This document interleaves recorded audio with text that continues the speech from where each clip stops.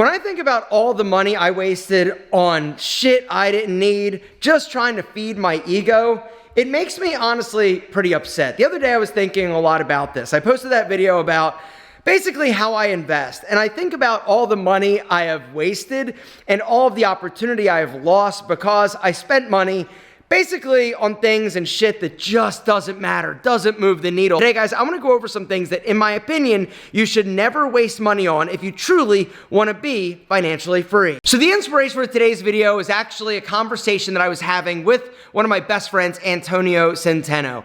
He and I have recently started a new YouTube channel that is called Failing to Freedom. It's all about lessons that we feel we wish we knew or we would like to share when it comes to basically becoming successful and financially free. Because like I said, I truly feel like financial freedom is that thing that we all should be striving for. And so if you guys are interested, I'm gonna link to the channel down below. Go and subscribe. We just dropped the first episode and I'm really excited. We filmed 2 additional episodes. We basically are trying to film like 2 a week. But bottom line is, if you would like to subscribe and be a part of it, there's a link down below. Go sign up, turn the notification bell on. It's free and you never know which video is going to resonate the most and help change your life and your freedom. All right, so first thing I want to talk about is cars. And the reason is because egos are interesting. All right, at least mine is, right? So I never thought that I was the type of guy that would really get sort of like into like cars, right? And the truth is, the reason why I wanted to be successful in the first place, it wasn't to build a big, awesome house or drive a really nice car or buy an expensive watch. It was just to feel like valued and validated, because for my entire life, I was that like poor little like insecure kid, like I've talked about multiple times. But one of the things that happened when I started to make a little bit of money, I felt like I needed to drive a nicer car. I felt like the car basically spoke about me or for me, right? And I felt like it was something that I needed to do in order to prove to the outside world that I was successful. And so what did I do? I went and got like $1,000 car payment for this M4. It was badass and all, but I'm really not a car guy. And so I did it just because I thought I needed to. And then when it was time to get a new car, my ego once again came into play and I thought, I can't go down, right? I've got to go up. I've got to buy something more expensive. And so after that first car, basically then I leased this M850i that was like $120,000. My payments were like $2,000 a month. I drove it for like 2 years and realized this is the stupidest thing ever. But the bottom line is, cars are one of those things that get us into trouble, all right? You've heard the saying, $40,000 millionaire, right? These are guys, maybe you, that are making a little bit of money, or you're making that like, you know, entry-level salary, but you think that you need to spend it on driving something nice because you think it's going to basically, you know, get you more ass, or it's something that's going to basically feed your ego, which is something that is super, super dangerous, all right? And so, the first thing I would just like to say is try to push it down. I know that it's tempting. I know that you want to buy that incredibly badass car, but there will be time for that. If you have financial freedom and you're making enough money that you don't have to worry about money, then you can go out and buy whatever you want. But the reality is, cars kind of lose their luster after the initial like urge or the initial like adrenaline ego boost. And then it's like, yeah, it's a nice car. But it's not something that you should waste your money on if you're still trying to save, get out of debt, and really make the most of your financial situation. Number 2 is expensive designer clothing. All right, now for me, my big thing, there were 2 things. And something else about me, 3 things. I get obsessive with things that I like. All right, when I found Suit Supply, I was like, yo, this is incredible, right? I was making my YouTube videos, I found Suit Supply, the suit fit me really well, and so I went out and bought literally like 30 suits. I wear like none of them anymore. An average, call it $1,000, that's like $30,000 in suits that I just don't wear anymore. And then I also got obsessed with watches, expensive watches. And so for a little while there, I was like feeding that itch. And what I realized is that I didn't wear or rotate watches in the way that I should in order to basically justify any type of collection. And I ended up selling them at a loss. Now, if I had that back, I would have made money. It was something that was stupid. Something else that was stupid for me was leather jackets, all right? And I'm just being completely honest with you. The amount of money that I've spent on like All Saints leather jackets is staggering, all right? I got obsessed with them and I thought, oh, these are so great. And I found it and I had a little bit of extra money. And so I was spending it just to look cool or buy things that I wanted. It was an urge. It was an impulse. And the truth is I didn't wear most of them, like really at all. And so when I think about all the money I wasted on basically just designer clothing or stuff like that, it makes me sick. If I could have that $50,000 back and if I would have invested it, I could have bought more real estate. I could have done something that was actually going to appreciate, and that's the thing. Number 3 is tech gadgets. Always constantly upgrading. One of the biggest waste of monies out there, in my opinion. All right, now, if you're a tech guy, I know that you can justify it, but in my opinion, if you don't need it, if your current situation is working just fine, like, don't get caught up into the hype. But I know that it's hard, right? Which brings me to the next thing you shouldn't waste your money on, and that is anything that's going to basically try to keep up with the Joneses or feed your ego, because like I said, that's really what gets so many of us in trouble. All right, delayed gratification is something that you need to basically develop and learn to push down that urge. A lot of times the things that we think that we need right now, we actually just want. Which brings me to the next thing that is basically wasting all of your money, and that is buying things on credit. All right, whether or not it's furniture or it's meals, which is a huge disaster. If you are spending money on credit cards and you're paying that high interest, that is absolutely robbing you of all that extra money that you could use to do something amazing, that you could invest, that you could use to start a business, that you could use for something else. But the problem is that we end up buying things on credit and we think, oh, we'll pay it off. We don't pay it off. And then the interest starts to compound and it just becomes this big, huge thing. All right. Now, certain things you're not going to probably be able to pay cash for, like a house or a car. But making sure that when you pay something down or you pay it off, you don't just run right out and get something new, right? That's another thing, like with cars. I had a Toyota RAV4 for a really long time, right? I had that bad boy paid off and I drove it for like 8 years after that because it was paid off, all right? And then I had my Infiniti G35. I had that thing for like 8 or 9 years. Once it was paid off, I kept it. One of the mistakes is that people don't pay it off, or they do, and then they think they need something new, they need the upgrade, they need that new thing that's gonna feed their ego and get them excited. And it wears off.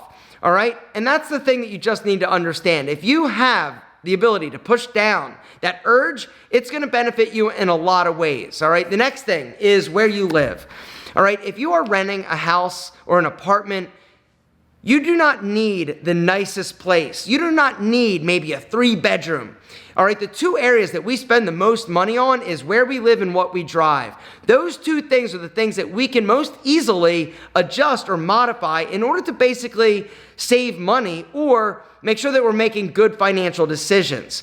And I'm not saying that everybody should run out and go buy a home. Not at all. I don't think it's a wise decision if you don't understand that owning a home is going to come with expenses that you may not foresee or you may not envision. If the light goes out, right, and you have to call an electrician, that's expensive. If the AC goes out, it's expensive, right? Rent is the most amount of money you're going to pay in a month, all right? Your mortgage on a home is the least that you're going to pay in the month, if that makes sense. Pushing down the urge and trying to not feed that ego is one of the I guess that is really, truly the takeaway. Whenever you buy something that feeds that ego, that makes you feel good, and I'm not saying not to ever treat yourself, right? Because that's one of the other things. A lot of people are like, oh, don't buy coffee. If you want to spend $3 on a coffee, go ahead. Go treat yourself. If you want to take yourself out to lunch a few times a week, go ahead, treat yourself. But if you're somebody that's going out to a bar, wasting a ton of money, which brings me to the next thing I just want to talk about before I get to your business questions. And if you have a business question, down below, start it with question and ask. Each week I try to get to some of them. Some weeks I'm better than others at getting to them. But bottom line is, if you've got a question for me, down below, start it with question and ask it. But going out to eat is one of the things that you waste so much money on. Whether or not it's going out to expensive places or treating somebody, or worse yet, Uber Eats. Ordering Uber Eats is absolutely the dumbest thing ever. But when I think about that, there's another one I want to mention. All right. And that's buying expensive animals. All right. And the reason why I started thinking about that is because my friend, who's a good friend of mine, they're a disaster financially. And typically people that are bad with money are really bad with money. And it doesn't matter how much you educate them, they're always going to make bad decisions. This person has trouble putting gas in their car. They went out and financed a dog for $1,500. $1,500 for a freaking dog. You could go to the shelter. You could go to the pet store. No, pet stores are where they get you. But you could go to a shelter. You could look online. Like, there's so many amazing, beautiful animals out there. I feel like it is a huge waste of money when there's so many lovable pets that would love your attention, love to be your best friend out there that just need a great home. I personally, I know that I sound like, I guess, a weirdo when I say this, but all my animals that I have, all my cats, they've all been adoption. Like, I don't believe in like buying like super expensive breeds just because, like I said, they're needy animals out there. And I just think it's a huge waste of money. It's a waste of money. Like, the dog's going to die and then you're financing it. And so you bought this thing for like $1,500. I had a friend, somebody else who's bad with money, spent $5,000 on a little bulldog puppy. The freaking dog died 6 months later. And there wasn't insurance on it. And the person that sold it to him was like, sorry, like, it's outside of the quote unquote warranty. Anyway, they were out $5,000 for this bulldog that was dead. So I'm just saying, like, things like that happen. And so anyway, that's my list. I want to know, what is something in your opinion that people should not ever waste money on? But I know that it's hard. I know that there are things out there that you see on Instagram or you see somebody else have and you think, oh my God, it would look amazing on me. Or, oh my God, I would look so sick behind the wheel of that thing. You will eventually. But right now, you got to put food on the table, gas in your car, and save and invest your money to grow it, to ultimately develop FU money and financial freedom. But now, your business questions. So first question is kind of a comment. If you missed the video last week that I talked about how I invest my money and the fact that, my house is paid for, but I ended up taking a home equity line of credit out on it, in order to have access to, basically, if I needed like $3 million, if I wanted to buy like another asset, or if I needed, inventory or something bad happened, I just wanted to have access to it. Now, that home equity line of credit cost me about $10,000 to take out, but for me, it just made a lot of sense. But apparently, I'm an idiot, because our friend Christopher says, bro, telling us he is clearly cash heavy and then just takes a HELOC with an interest rate to make himself feel richer. I haven't taken any of the money out. It's just sitting there. If I need it, I can take it, but I'm not intending or planning on taking it. But it just allows me and gives me the access to a lot of money that I have tied up in real estate. One of the problems with having real estate that's paid off is that you lose access to that cash. And so for me, it makes me sleep better knowing, okay, I've got access to the money. All right. And then he goes on to say, actually, let me just read the comment. He says, bro, telling us he is clearly cash heavy and then just takes a HELOC, which is a home equity line of credit, with an interest rate to make himself feel richer. That's not what I did. This is a prime example of how a finance savvy individual still can fall into financial decisions that make no sense. Not the case. It makes a lot of sense from where I'm standing. Like I said, the house is paid off. I took a HELOC just so that I have access to $3 million. If I want to go and buy a warehouse, if I want to buy a property and develop it, all right, instead of me going to the bank and trying to get, a loan for that, I basically can self-finance it through this house. Yes, I will have to pay money to the person that I, or the credit union that I ended up getting the HELOC out from, but it just allows me the access to the money. It just makes sense to me to have access to it. I'm not paying interest every month. I'm not paying interest at all. I had to pay basically like a loan origination fee for this of like $10,000, but for $10,000, it was worth it for me to have access to this money. And my interest rate is actually really good because I went through a credit union. And if you guys are interested in refinancing or getting a loan for something, I would highly recommend going to a credit union, because they basically don't have like investors or a board or stockholders to basically make rich. They are a great alternative, and option if you are looking to borrow money. Whether or not it's refinancing a car or anything, go talk to your local credit union. They're awesome. All right, the next question. So I don't think I fell into a trap. I think I was kind of smart and savvy, but that's just me. Maybe I'm an idiot. I probably am an idiot. All right, let's see. Okay, business/life question. Hey, Alpha, I'm currently stuck between choosing the next step in my life. I'm 23 years old. I live in my hometown. Been with my first and only girlfriend for 3 years. She's all I could ever want. But recently, I've had the feeling to move cities and live the single life for a bit. It's something I never have experienced. It's a risk that does sound appealing to me, but the fear is I might lose a life partner. Any advice? You got to go for it, brother. And that's, oh, don't tell your girlfriend that I said this, but if you're feeling this pull and this urge, if she's your only girlfriend, not to say that she's not amazing, but I don't think anybody should get married before they're 30, in my opinion. And the reason is because you learn so much about yourself. And I really feel like it's a beneficial thing to go out and experience different people, different situations, and really explore. And so I definitely would recommend maybe moving cities or going and just going for it, right? You're 23 years old. Now is the time, because I don't want you, and you are the perfect example of why midlife crises happen, right? Because you have this little itch, you've got this urge to go out and explore and experience, all right? If she was meant to be, it'll be, all right? But how are you going to handle it when you see her with her new boyfriend? Just throwing it out there, because a lot of times when we think, oh, the grass is greener, you got to think about that. I'm not saying that it's a deal breaker, but you've got to do what's right for you. In my opinion, one of the reasons why people have midlife crisis is because they aren't true to themselves or what they want, or they settle down or they do what is expected or what's right as opposed to what is in their heart. And the truth is, you've got to go for it. Now is the time. You don't have kids. You don't have obligations. Go out. Move to a different city. One of the best things I ever did was move out of Philadelphia. I truly feel like I would not be where I am today if I had stayed there. It's not that Philly isn't a great place. It's not that my old friends weren't awesome. They are.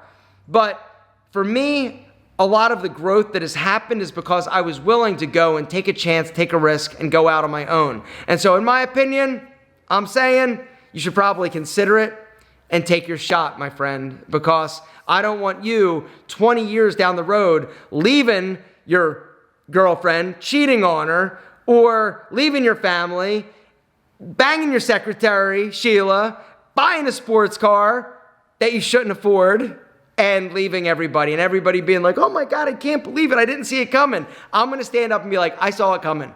I saw it coming because he didn't take a shot when he was 23 years old. May you be losing this person? Yeah, you probably will. If you're cool with that, then I would say, take the shot. The next question comes from our friend Mark IH4ZX. He says, so you have at least one rental property earning $100K a year. Where is this house at? It's not a house. It is a business. It's a commercial space. It's the Salon Posta. That one is generating around $120,000 a year in rental income. But the thing I would tell you, and I also own another commercial space that is leased out to a financial advisor, and they're paying me around $6,000 a month, which means it's going to generate me around like $72,000 a year, which is amazing. And so, you know, I should say amazing.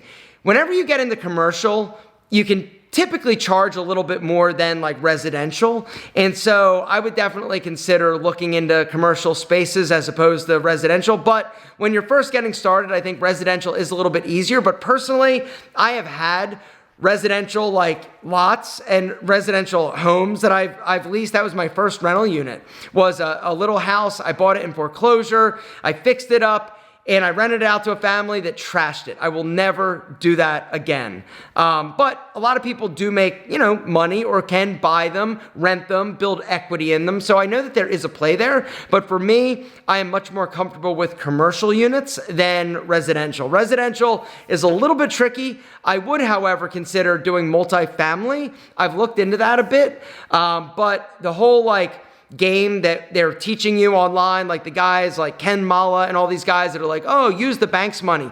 The math really doesn't work right now because interest rates are so high. When interest rates are really high, it really is almost impossible to use their money, and then you're trying to basically buy these assets and then, you know, pay it back, and it's cash flow. It's not really something I would recommend unless you can pay cash for it, or you can basically get a low interest rate on a loan. Other than that, you know, it's really difficult. Now, one thing I would recommend if you are somebody that is handy is flipping. I think that flipping is a great idea if you have the skills yourself in order to do it, but trying to find an asset that is, you know, depreciated or depressed a bit and then fixing it up, you can really make some good money doing that. It's something that I have considered getting into, but the trick is knowing real estate in your area and knowing that you're going to be able to do the renovations or fix it up for an amount of money that's still going to leave you enough room in order to make a profit on the sale. Does that make sense? And the last business question, guys, if you have a business question down below, start it with question and ask it. Each week, like I said, I try to get to as many of these as I can. It says, it's from our friend Eric Espinoza. He says, I'm launching my fitness business and want to start strong. How many shorts/reels per day would you recommend for getting early traction? So this is really an interesting question. You're starting a business, you want to start posting, right? How much should you be posting in order to really give yourself the best chance of success? The answer is whatever you can sustain. A lot of people will start really strong and they'll be like posting like 4 times a day, 3 times a day, whatever, and they do it for like a month or a week or whatever. They don't see that traction, they lose interest. I would recommend on YouTube at least twice a week. All right, if you're going to be doing long form content, I would recommend twice a week, and long form is basically more than like a minute. All right, if you're doing shorts, you could do one every day, but don't do multiple shorts a day. I have done a bunch of different tests. I've posted different cadences on the different social media platforms like Instagram and TikTok. I think those platforms do lend themselves to multiple times a day in order to get a little bit more traction, but I would just say 1 time a day minimum. If you can do that, you're ahead of the game. If you can do it, you know, once every other day, like whatever you can do. But the bottom line is just start posting.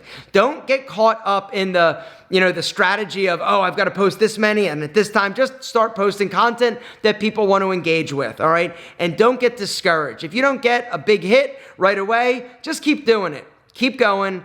Eventually, you're going to get there. Another little hack I'd like to give you is go to famous or people that you know are popular and look at their most popular videos and then do your version of that video. It's a quick way to hack the system. You know that if people are interested in watching their version of that, chances are yours will get into the algorithm. People are searching it, obviously, because it's a topic that's interesting, like how to get abs overnight or whatever it is, and they're going to find you that way. Gentlemen, that's it. Thank you so much. If you have not yet gone and checked out the new channel that myself and my buddy Antonio are putting together, you definitely need to go and watch the first episode. We're dropping a new episode every single Wednesday. Bottom line is, the link is down below. It is Failing to Freedom. Because in our opinion, you need to fail before you ultimately realize your freedom and success. It's part of our journey, it's part of our story, and it's going to be part of yours. Get ready, buckle up. Don't think it shouldn't happen, it should. It's an integral part of the success story. Guys, thanks so much. Go watch the video and let us know if you like it. Make sure to subscribe and drop us one of these.